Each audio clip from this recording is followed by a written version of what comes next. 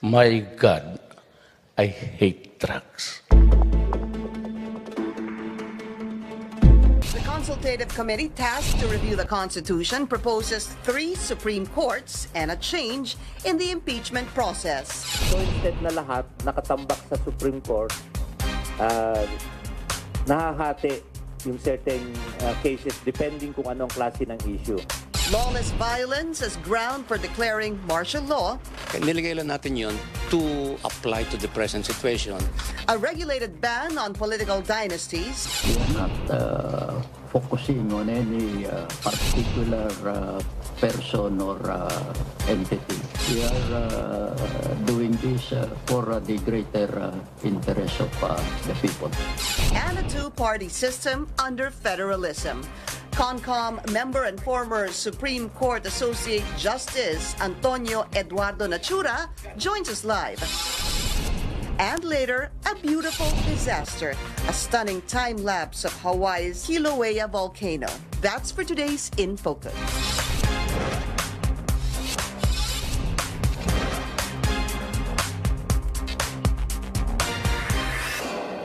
Thank you for joining us. I'm Pinky Webb. The consultative committee tasked to review the 1987 Constitution buckles down to work and proposes big changes to the country's current charter. One of their latest proposals is adding lawless violence as a basis for the president to declare martial law. CONCOM says lawless violence refers to terrorism and extremism, similar to what happened in Marawi City.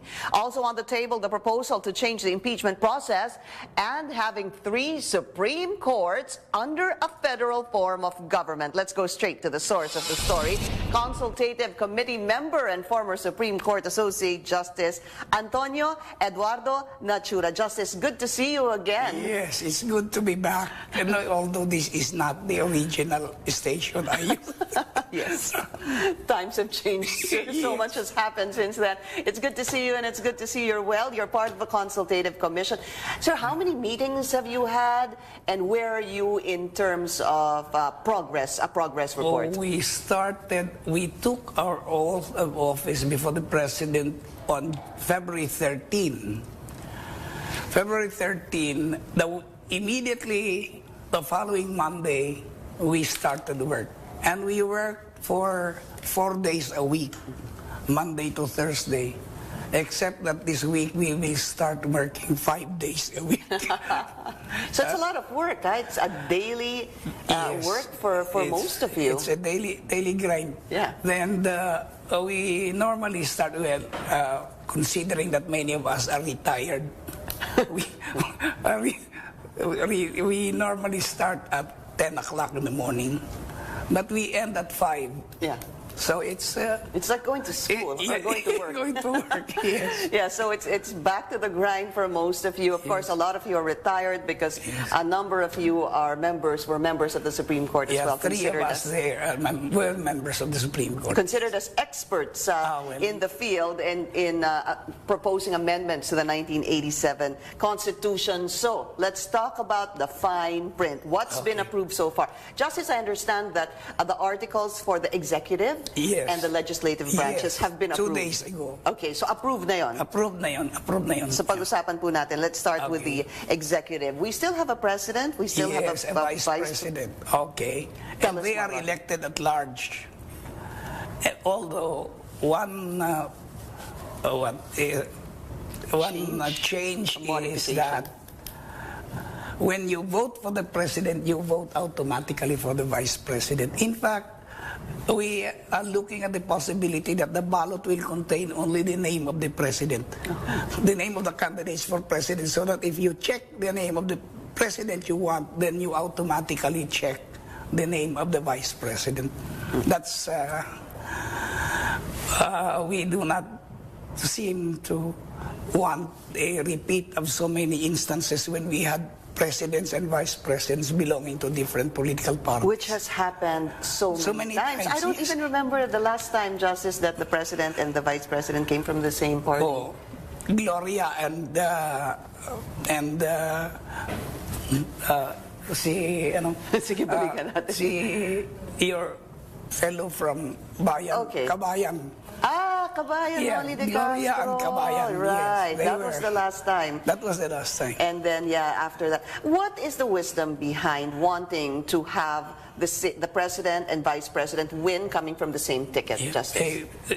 For continuity, if anything should happen to the president, the vice president who belongs to the same party and presumably has the same frame of mind will simply continue until completion all of the plans, projects, etc. of the president. But what if we don't like the president and we like the vice president, or we like or vice versa? It somehow, doesn't that take away our right to freely choose who our president is and who our vice president It is? does. But if you want the presidential candidate, then you have to trust his choice of a vice president. Okay. That's it. So yun po. And the president and the vice president obviously must run in the same He ticket. can belong to the same political party. Yeah. Is there anything else on the executive?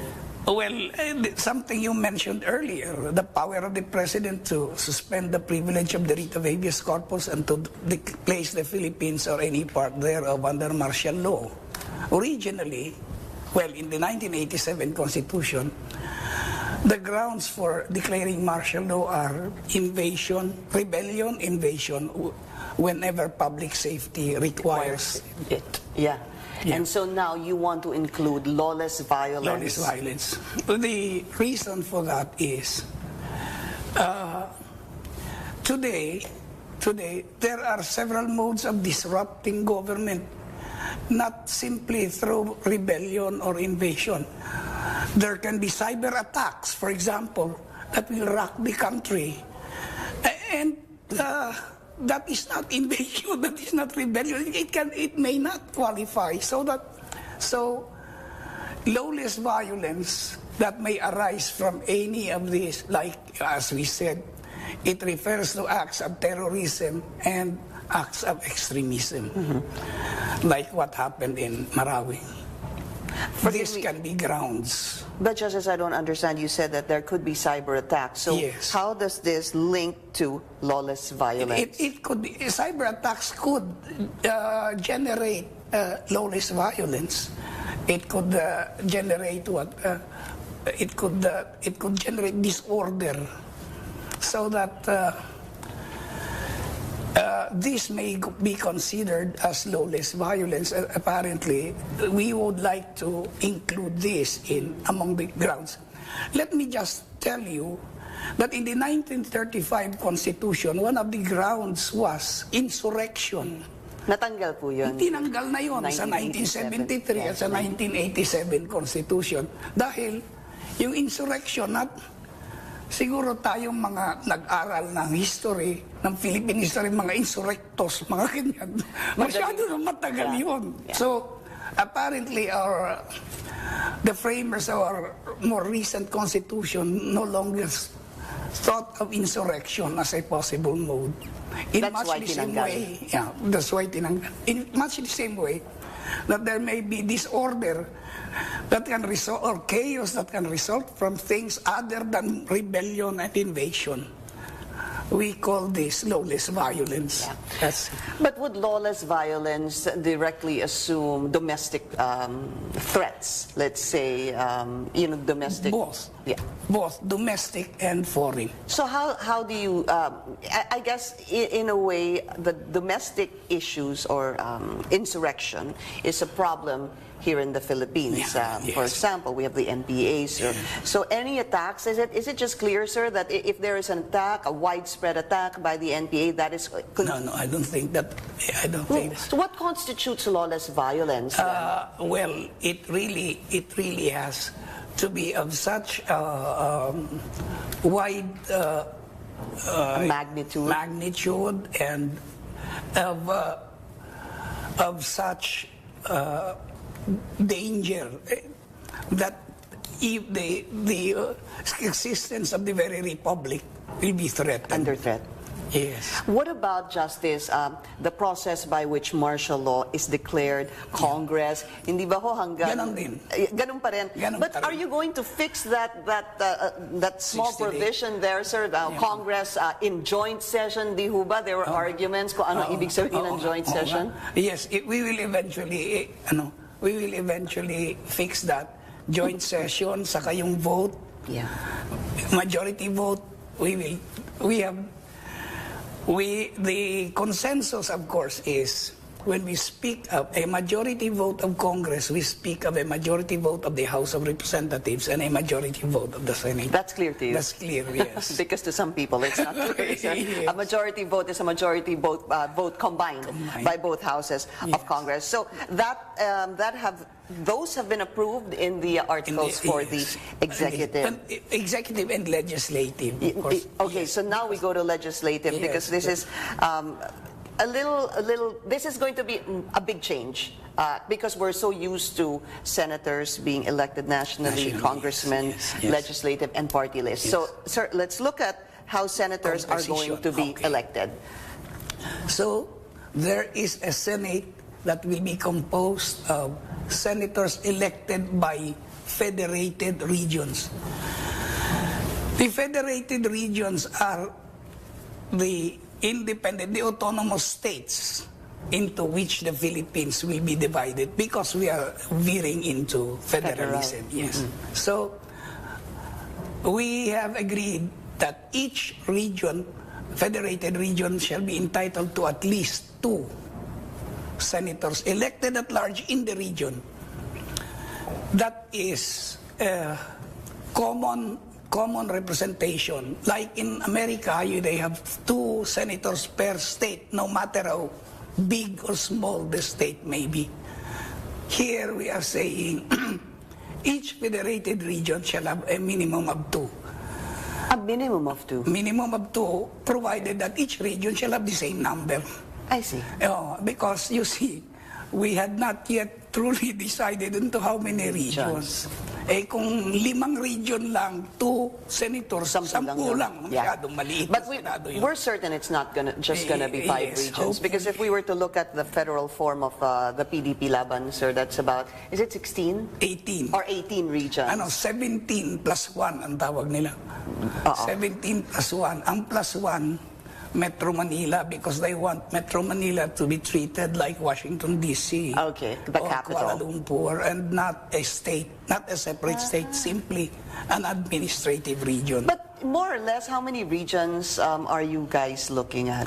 18, including Metro Manila. Okay, so more or less, we're looking at 36 senators? Yes, on the basis of 2 per region, 36.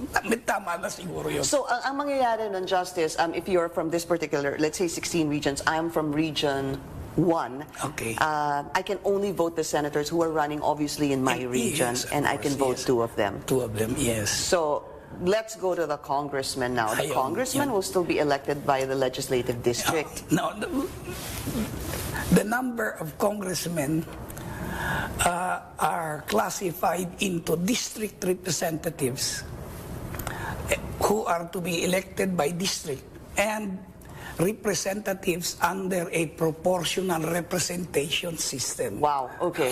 Medyo mabigat, sir. How do you mean, what does that mean? This is in fact intended to replace the present party list system, which has not proven to be very, very successful. Wait, so... How do we elect our congressmen? Okay, our proposal is not more than 400 members of the House of Representatives, unless otherwise provided by law. We anticipate that with the growth of the population, we may need additional congressmen. Yeah. Then 60% of this shall be elected on the basis of district elections, like the present legislative districts. So the 60% of the 400 will be elected, which is about 240. Yes. Okay. 240 districts. The Philippines will be divided into districts composed of provinces, cities, including Metro Manila. So on the basis of population, based on a uniform and progressive ratio. This is virtually the same formula we have under the present constitution. So it's as if we are going to elect congressmen based on cities. Based on cities, districts. Cities, we have a provision that cities with at least 500,000, with a population of at least 500,000, shall be entitled to at least one. And provinces, irrespective of the number of populations, would be entitled to one. Okay. So yun. Ang election yan, under the 1987 Constitution, the Constitution itself contained what is known as an ordinance appended to the Constitution. The ordinance actually already divides the Philippines on the basis of provinces and cities into legislative districts. We propose to do the same. I see. So does it, For the 200 members, 240 members, yes. does it, can we give an example, Justice, before we go on a break? Let's say Quezon City. Yeah. Quezon City. Now there are six ba ang Quezon City? Basta madami silang distrito. Because of on the basis of population. So it's possible that it will have 6 congressmen too. Many congressmen, yes. As well. That's right. All right, we'll be taking a short break. This is The Source on CNN Philippines. Coming up, not 1, but 3 Supreme Courts and a